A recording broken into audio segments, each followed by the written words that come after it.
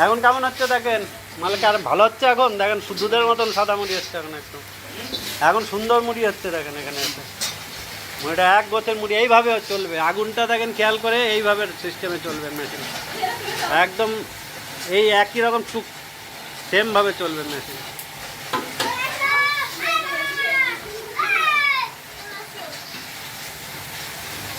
আর এইভাবেই চালটা তুলবেন, এইভাবেই চালের গোছটা তুলবেন, তাহলে এই মুড়ি ঠিক হয়ে যাবে, আর কিচ্ছু করতে হবে না।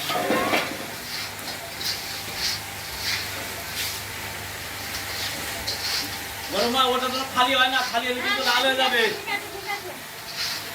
গরমা থাকলে একাই। হ্যাঁ, একাই করে দেবে, খালি এই সাইডটা একটু কন্ট্রোল করার লোক রাখবেন, তাহলে হবে। এই সাইডটা একটু দেখাশোনার লোক, কাঠ দেওয়া আর হ্যাঁ এই কাঠ দেওয়া আর এই ডেলিভারিটা খেয়াল করা, আর কিছু না। চাল পড়তে কিনা ওটা দুই একটা ছিটকে পড়বে, আর কিছু করার নেই।